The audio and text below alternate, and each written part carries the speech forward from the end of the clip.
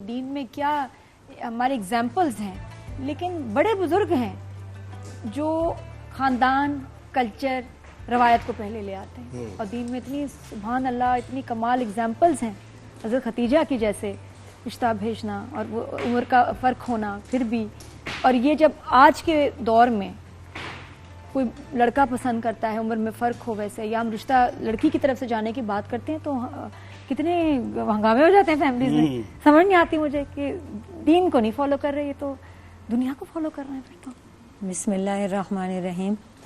دنیا کو بھی فالو نہیں کر رہے، صرف اپنے بڑوں کو فالو کر رہے ہیں، کیونکہ قرآن مجید یہی کہتا ہے کہ یہ اپنے آبا اجداد کے قدموں پہ اتباع میں چلے جا رہے ہیں، مرے جا رہے ہیں، بھلے وہ کتنے ہی غلط یا جاہل ہی کیوں نہ ہو. ہم لوگ اصل میں ان سوسائٹیز کے ساتھ صدیوں رہے ہیں جی، جہاں عورت مرد کی کموڈیٹی رہی ہے، تو اس کی تو زندگی ہی اس کے ساتھ ہوا کرتی تھی. جی، وہ مر جائے تو اس کو بھی جلا دو. جی، ایگزسٹنس ہی کوئی نہیں تھی. ایگزسٹنس ہی اس کی اپنی، یعنی وہ نیکی بھی کرے تو اجر شوہر کو یا باپ کو ملے گا، یعنی جس کے ساتھ رہ رہی ہے اس کو ملے گا. 1400 سال پہلے ہماری شریعت نے، ہمارے دین نے یہ ثابت کیا کہ عورت کی ویلیو کیا ہے. اور دیکھیے ابھی اسلام نہیں آیا ہے، یہاں پہ میں پورا کریڈٹ اسلام کو ابھی نہیں دے رہی. اسلام ابھی نہیں آیا ہے، وہ ملکۃ العرب ہے.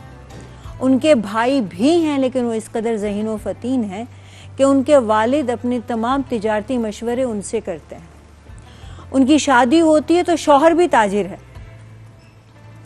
جو پہلے شوہر ہیں زرارہ تمیمی، وہ بھی تاجر ہیں، وہ بھی بہت مالدار ہیں، وہ بھی انہی سے مشورہ کرتے ہیں.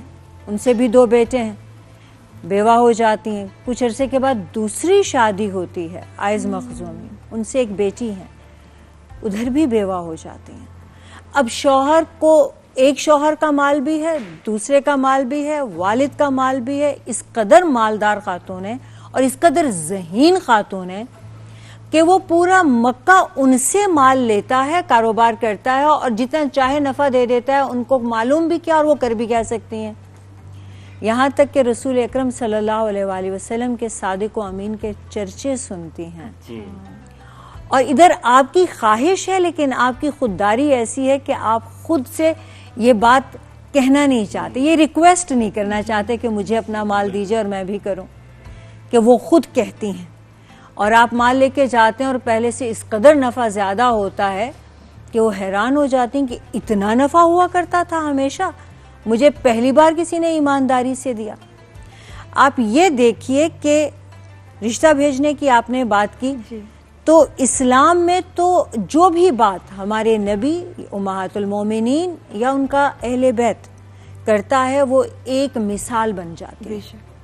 اب اگر انہوں نے رشتہ بھیجا ہے تو میں آپ کوئی بھی لڑکی اپنا رشتہ بھیج سکتی ہے.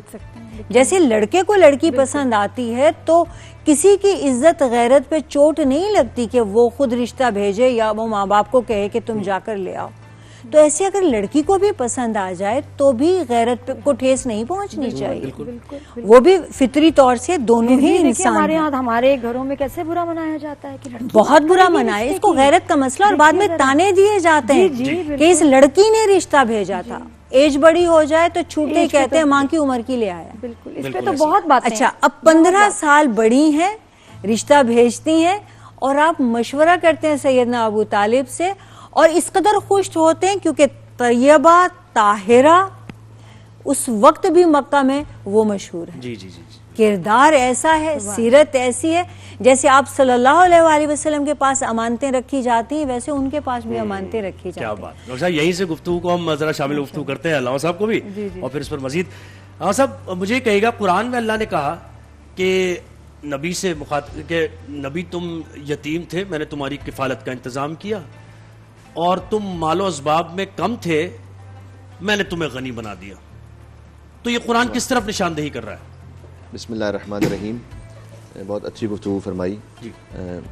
ہماری محترمہ گیسٹ نے. بس ایک بات یہ کہ چونکہ تاریخیں مختلف ہوتی ہیں اور اس میں ایک جو نقطہ نظر ہے جو ہمارے یہاں پر زیادہ قابل قبول ہے کہ ان کا پہلا ازدواج تھا رسول اللہ صلی اللہ علیہ وآلہ وسلم سے اور ان کا سن 28 برس تھا. تو یہ فقط ایک بات جو ہسٹوریکلی وہ ہے.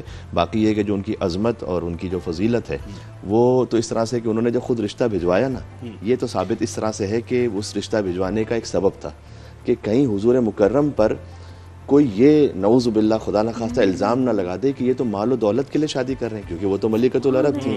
تو کہا نہیں, میں چاہتی ہوں محمد سے ازدواج کرنا صلی اللہ علیہ وآلہ وسلم. تو ایک طریقے سے انہوں نے جو عظمت رسالت تھی نا اس کو اتنا بلند محفوظ رکھا کہ حضور پہ کوئی بات ہی نہ آنے پائے کہ انہوں نے رشتہ بھجوایا. کہیں ایسا تو نہیں کہ مال و دولت کے لیے کر رہے ہیں, نہیں میں چاہتی ہوں. اور پھر جو خطبہ نکاح بھی حضرت ابو طالب نے پڑھا اس میں بھی یہ فرمایا کہ وَإِنَّ الْمَالَ ظِلٌّ ذَائِلٌ وَإِنْ كَانَ لِمُحَمَّدٍ مَالٌ قَلَّ. اگرچہ کہ میرے بھتیجے کے پاس مال کم ہے لیکن مال تو چلتی پھرتی چھاؤں کی طرح ہے, آج کسی کے پاس ہے کل کسی کے پاس ہے. تو حضرت ابو طالب نے بھی اس الزام کو ختم کر دیا کہ اس میں مال کا کوئی سلسلہ نہیں ہے. یہ وہ عظمت, عفت, شرافت کا وہ عظیم الشان رشتہ تھا کہ جو حضرت خدیجہ نے بھجوایا, حضور مکرم نے قبول فرمایا. اور جو آپ نے آیت پڑھی یہ سورہ ضحیٰ کی آیت ہے, 93rd سورہ ہے, اس میں 11 آیتیں.